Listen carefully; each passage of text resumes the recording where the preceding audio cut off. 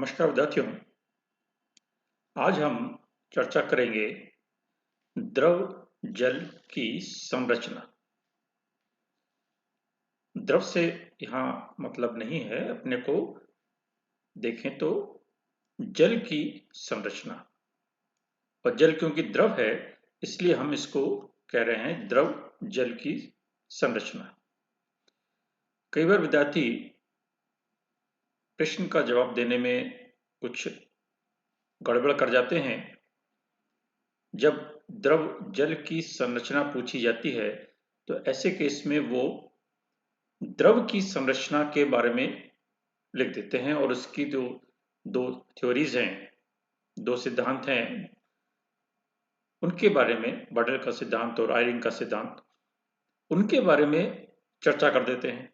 जबकि वास्तव में वो जल की संरचना पूछी गई है और क्योंकि जल एक द्रव है इसलिए उसको द्रव जल की संरचना इस तरीके से भी लिख दिया जाता है। तो इसलिए जल की संरचना या द्रव जल की संरचना ये दोनों एक ही चीज हैं और इसका जवाब भी हमें एक ही देना है। द्रव जल की संरचना के अंतर्गत हमको द्रव की संरचना के बारे में चर्चा नहीं करनी है, अपितु जल की संरचना बतानी है। तो आज हम उसी जल की संरचना के बारे में कुछ चर्चा करेंगे। एक्सरे डिफ्रैक्शन, एक्सरे विवर्तन, ये एक टेक्निक होती है जिसके अंतर्गत हम किसी पदार्थ के अणु और अणु में उपस्थित परमाणु, इनकी उपस्थिति कहाँ-कहाँ किस तरीके से है, एटम के बीच में डिस्टेंस कितना है, बॉन्ड एंगल कितना है, या यूं कह लीजिए कि अणु की आंतरिक संरचना ज्ञात करने के लिए एक टेक्निक यूज की जाती है, एक्सरे डिफ्रैक्शन। तो उस एक्सरे डिफ्रैक्शन से द्रव की संरचना ज्ञात की जा सकती है और ज्ञात की गई। लिक्विड जल में या द्रव जल में एक शॉर्ट रेंज या लघु परास व्यवस्था पाई जाती है। द्रवों से संबंधित दो थ्योरीज या सिद्धांत दिए गए थे, एक बर्नौली का सिद्धांत और एक आयरिंग का सिद्धांत। तो बर्नौली के सिद्धांत में उसने शॉर्ट रेंज और लॉन्ग रेंज ऑर्डर या व्यवस्था के क्रम के बारे में बात की थी और उसने कहा था कि ठोसों में तो लॉन्ग रेंज ऑर्डर पाया जाता है या दीर्घ परास व्यवस्था पाई जाती है, जबकि लिक्विड्स में शॉर्ट रेंज या लघु परास व्यवस्था पाई जाती है। तो जल में भी हम वही मान के चलेंगे, एक्सपेक्ट करेंगे कि उसमें भी शॉर्ट रेंज या लघु परास व्यवस्था ही है। जो बर्फ का, क्योंकि जल को यदि हम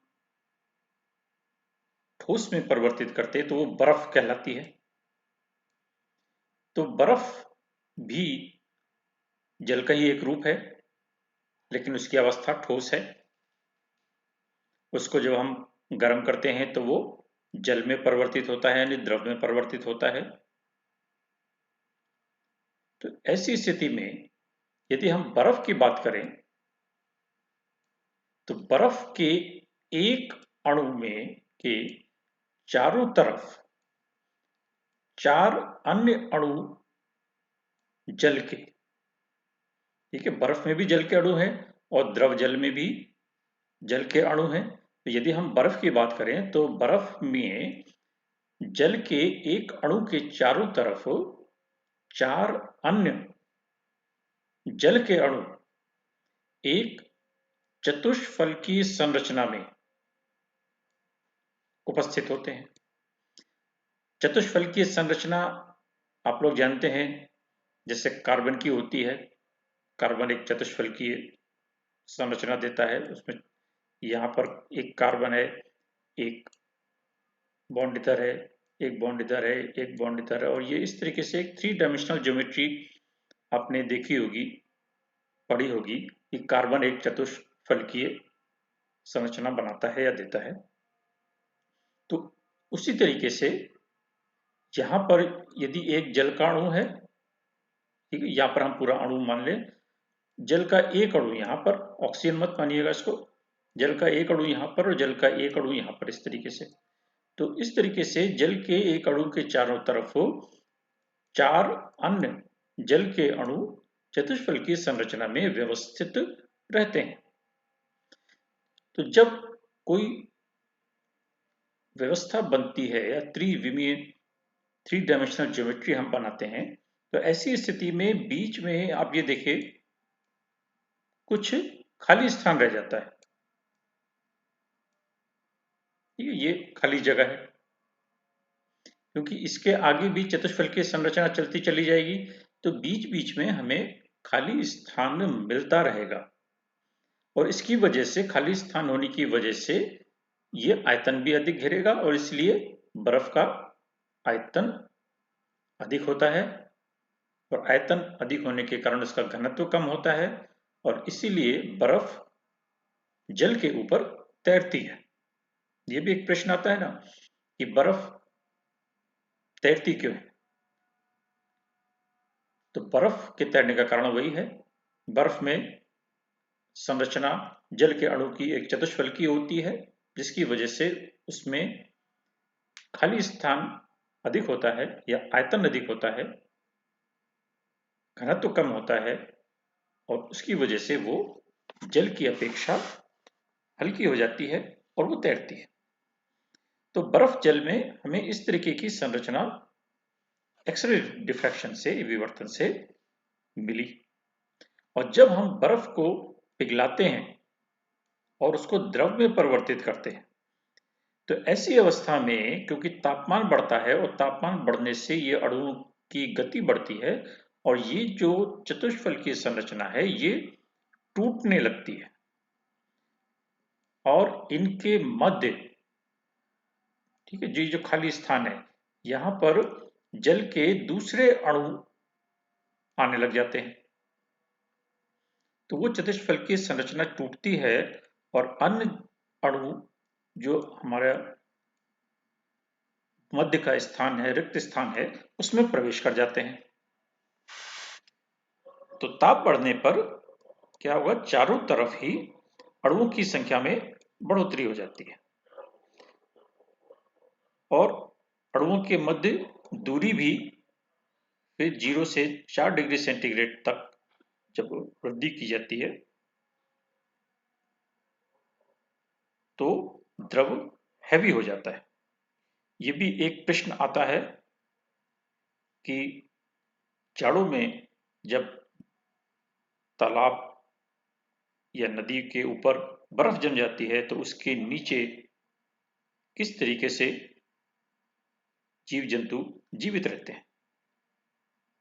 तो उसका कारण है कि जब हम टेम्परेचर को बढ़ाते हैं, 0 डिग्री सेंटीग्रेड पर बर्फ है और इसको हमने पिघला के 0 डिग्री सेंटीग्रेड पर जल में परिवर्तित कर दिया और फिर उसका तापमान बढ़ाया, तो जब इसका तापमान 0 से 4 डिग्री सेंटीग्रेड तक बढ़ाते हैं, तो ऐसी अवस्था में ये फैक्टर हमारा काम करता है, कौन सा?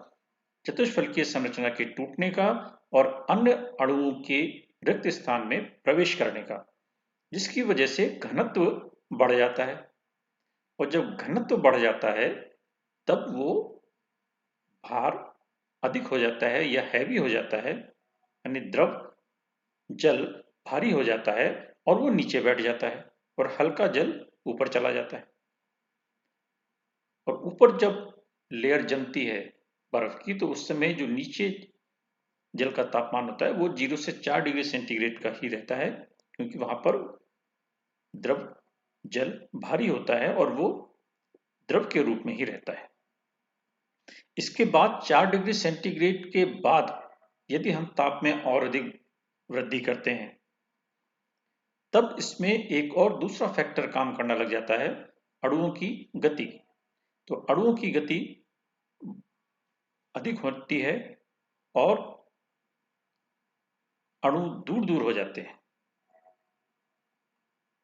ठीक है, इसकी वजह से द्रव जल के घनत्व में कमी आ जाती है और उसका आयतन बढ़ जाता है।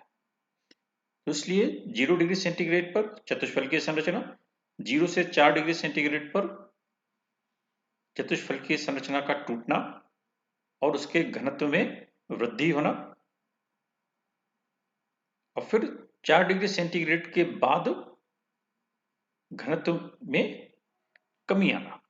और घनत्व में कमी आने का मतलब आयतन बढ़ना।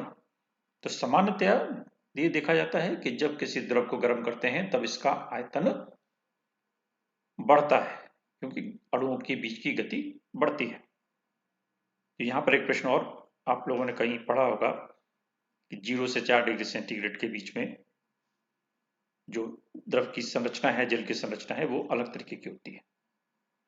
तो ताप बढ़ाने पर उपसहित संयोजक, जो हम कह रहे हैं कि चारों तरफ अणुओं की संख्या 4 होती है, वो 4 से बढ़कर कुछ अधिक हो जाती है और एवरेज वो लगभग 4 से 5 के बीच में हो जाती है। बहुत अधिक नहीं बढ़ती, लेकिन उसकी एवरेज 4 से बढ़ ज्यादा हो जाती है। तो 4 और 5 के मध्य उसका उप संयोजक क्षमता या कोऑर्डिनेशन नंबर बन जाता है। तो जल के लिए कई संरचनाएं दी गई, जिसमें से एक झुंड मॉडल या क्लस्टर मॉडल दिया गया।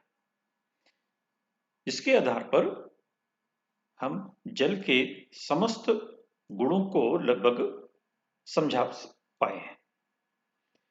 इसमें क्या होता है, इस क्लस्टर मॉडल के अनुसार द्रव जल में जल के एकाकी अणु यानी सिंगल एटम, सिंगल मॉलिक्यूल जल का, और अणुओं का झुंड यानी क्लस्टर, अर्थात एक साथ कई अणु मौजूद रहें, वो अपने आप को एक अणु के रूप में प्रदर्शित करें,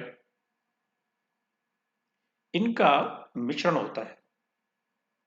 तो जल में एक तो सिंगल मॉलिक्यूल जड़ का और जल के कई अणुओं का एक झुंड, ये दो चीजें मौजूद रहती हैं। और उस झुंड में जल के अणु चतुष्फलकीय आकार में ही रहते हैं और हाइड्रोजन बॉन्ड के द्वारा जुड़े हुए रहते हैं। ये आपने पहले भी पढ़ा होगा कहीं।